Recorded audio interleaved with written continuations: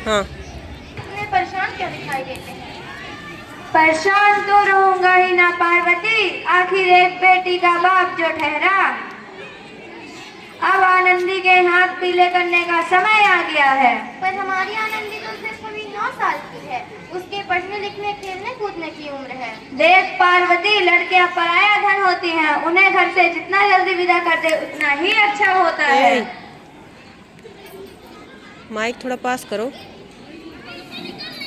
पर बापू, इसमें मेरी क्या गलती है? तेरी गलती है कि तू एक लड़की है, लड़का होती तो क्या बापू? लड़का होती तो क्या?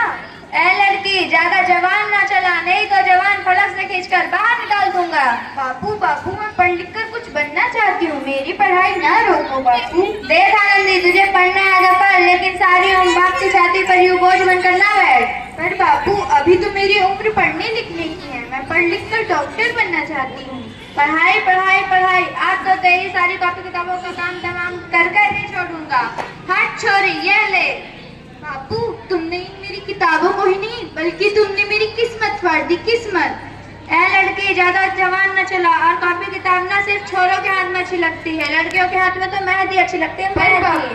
पर बापू, लड़का और लड़की तो हमारे दोनों आंखों समान होती हैं, उनमें भेदभाव करना तो आंखों में भेदभाव करने दिखता है।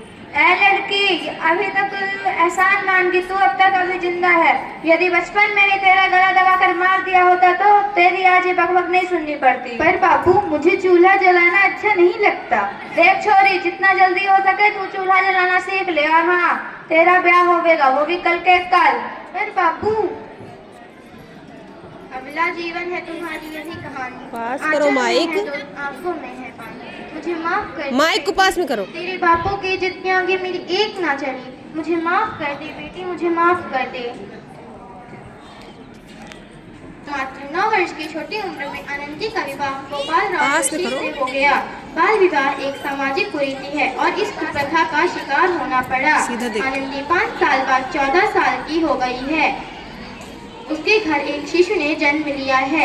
आइए देखते हैं आगे क्या हुआ। देखिए ना, क्या हो गया है? इसका माथा तो अंगारों की तरह कप रहा है, इसको तो बहुत तेज बुखार है। दीजिए मुझे। माधव, जल्दी से वेद जी को बुला के लाओ। ये तुम क्या कर रही हो आनंदी? भगवान की विभूति लगा रही हूँ। ये सब अंधविश्वास है।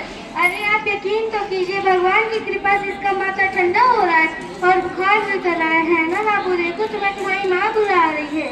देखिए ना, क्या हो गया, आंखें भी नहीं खोल रहा है। अब हमारा बेटा कभी आंखें नहीं खोलेगा। माइक पास में करो। मुझसे मेरा बच्चा कोई नहीं छीन सकता, कोई नहीं। पागल मत बनो आनंदी। भगवान ने मुझसे मेरा बच्चा छीना है। भगवान ने नहीं, तुम्हारी अशिक्षा और अंधविश्वास ने तुम्हारा बच्चा छीन लिया। अगर तुम पढ़ी लिखी होती तो आज हमारा शिष्य जीवित होता। अब तुम अनपढ़ थी आनंदी, अनपढ़। अब मैं अनपढ़ नहीं रहूंगी ताकि कल किसी और आनंदी को इलाज के अभाव में आके अपने बच्चे को खोना ना पड़े। शाबाश आनंदी, शाबाश। यही तुम्हारे पाप के लिए पश्चाताप भी है।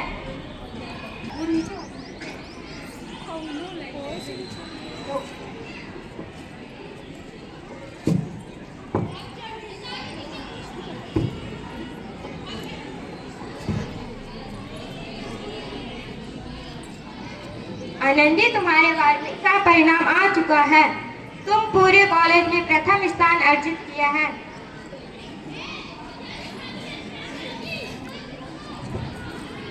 लो, अमेरिका जाने की टिकट। मुझे शिक्षा वृत्ति मिल गई। मैं अमेरिका जा रही हूँ, लेकिन ये सब मैं अकेले कैसे करूँगी? अपने आप ही इतना कमजोर क्यों समझ रही हो आनंदी? फिर इतना लिखने पढ़ने से क्या फायदा? तुम अभी गवार। अब मैं गवार नहीं हूँ। इस प्रकार 7 अप्रैल 1883 को अमेरिका के पेंसिल्वेनिया रवाना हुई। 3 साल बाद आनंदी ने डॉक्टर ऑफ मेडिकल की उपाधि प्राप्त कर ली। इधर उसके पिता की तबीयत बहुत खराब है। आइए देखते हैं आगे क्या हुआ। लगता है अब मेरे जाने का समय आ गया है। अब मैं नहीं बचूंगा। ऐसा मत बोलो। सिटी हॉस्पिटल में अमेरिका से डिग्री लेकर कोई बड़ा डॉक्टर आया है, एक बार वहाँ चलकर दिखा लेते हैं। अरे इनकी हालत तो बहुत खराब है, कोई चमत्कार ही इन्हें बचा सकता है। कोई जल्दी डॉक्टर को बुलाओ। लो आ गई डॉक्टर मैडम। डॉक्टर मैडम जल्दी देखिए, मरीज की हालत बहुत ही खराब है।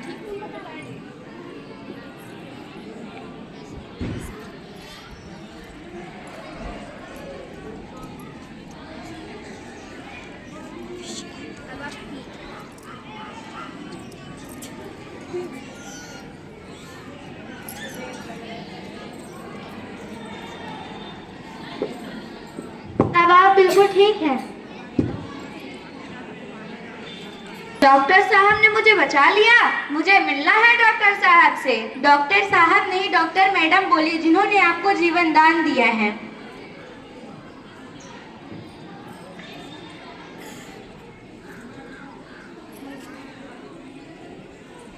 डॉक्टर मैडम आपका बहुत बहुत धन्यवाद।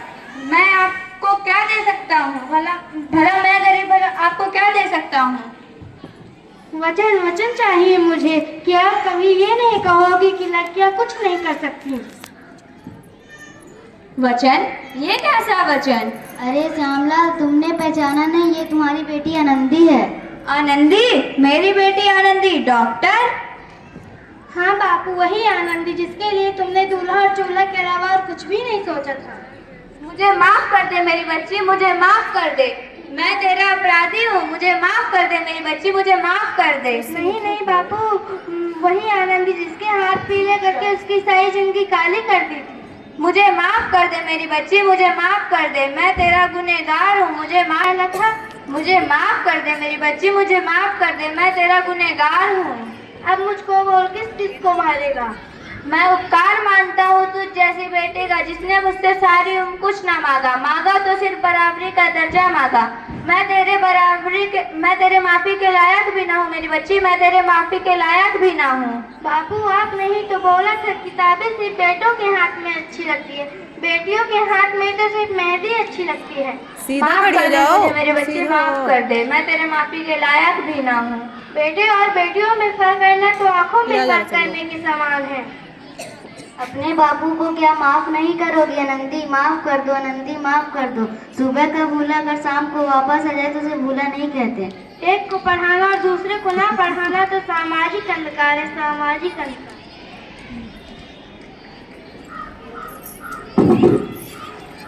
पहली महिला डॉक्टर बनी ना कि उन्होंने यह कर दिखा दिया कि नारी लड़की कुछ भी कर सकती है। इसीलिए आप सभी से यही निवेदन है कि नारी का साथ दीजिए।